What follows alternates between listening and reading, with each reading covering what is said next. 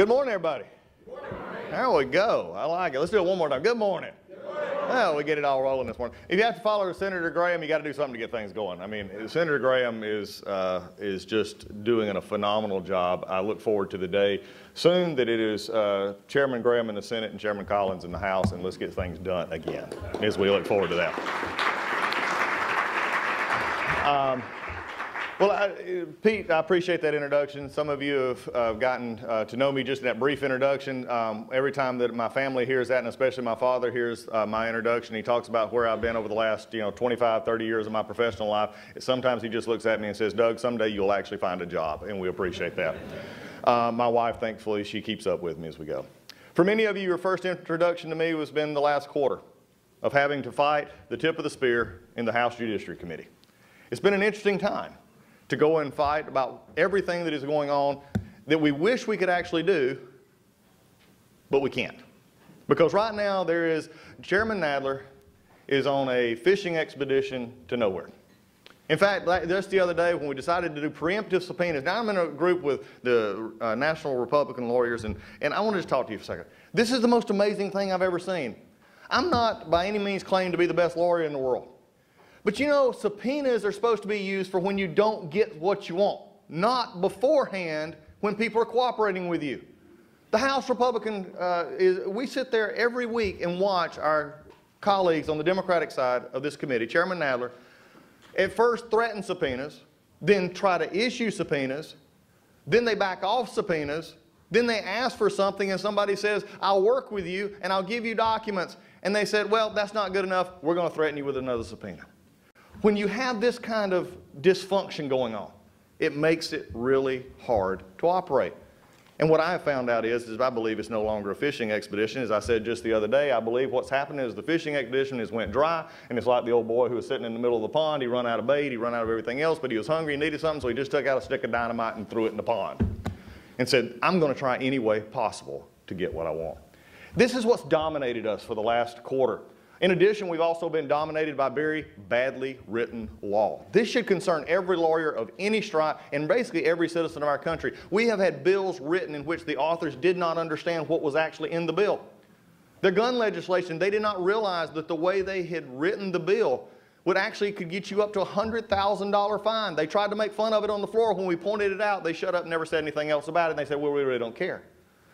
When we brought our election bill to the floor, I pointed out that you missed the word in there, and when it talked about keeping somebody from voting, not exercising their voting rights, you are now guilty of a felony. So in other words, if I stopped my 4-year-old nephew or an uncle or a cousin, if they were 4 or 14 and I stopped them from voting, I've now committed a felony under their law. When I pointed this out, they just shrugged.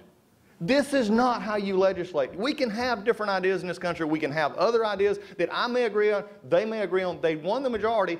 I would like to see them at least move forward in a rational way in which they actually know what they're doing instead of simply legislating by political talking points and press releases.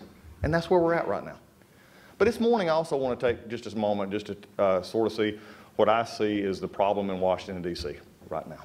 And for this association, just to let you know, over the last few years we have become a problematic organization of Congress, both the House and the Senate, because we have forgotten the main thing that we were sent here to do.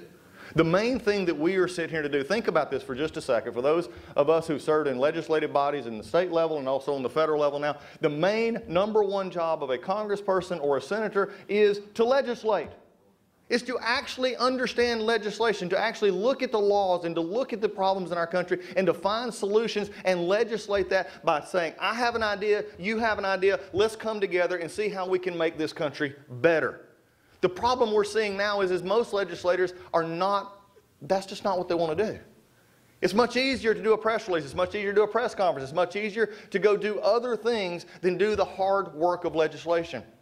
My career in Congress is only 6 years.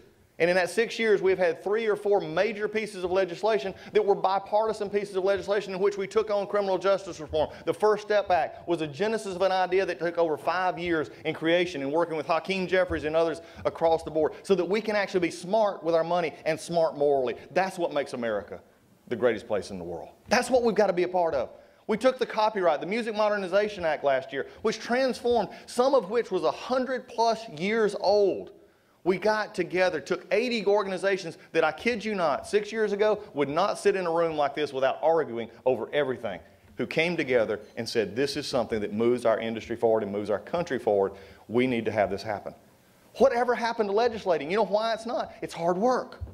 Legislating is not easy. Democracy is not easy. You have to convince people of your ideas. And I will tell you, as a Republican Lawyers Association, it is time Republicans got back in the game and quit letting the emotional argument that is always overtaken by the other side be devoid of the facts that we have. We have facts and emotion on our side. When you have a government that is functioning, when you have deregulation that is going down, when businesses can operate, when people are valued for the value that they have as human beings, that is the best fact, and that is also the best emotion. We as Republicans, and frankly from my side of the aisle on the judiciary, we have got to get past the boring. Well, that hit you hard, didn't it? We're boring. Well, today we have a new economic forecast. Look at the PowerPoint. Click all. 3.8% growth. That's wonderful. Why do we do that? We go another chart. We go into organizations and we start citing statistics and graphs, and I could bore you to death this morning, but there's not enough coffee in my life that could sit here to want to bore you to death. I'm a Southern Baptist minister. I can give you the best 30-minute nap you've ever had in your life. But you know, that's not what moves America. Our leadership on all levels, from our president on down, we have to make the case that our facts and our ideas are the best because they help people. And the Judiciary Committee, I cannot think of a better place for us to do that. So I am calling upon my chairman. Let's get about the business of fixing our intellectual property system. Let's get about the business of fixing and continuing to fix our criminal justice system. Let's get about the business of doing America's work and stop the political soundbite and press release mentality.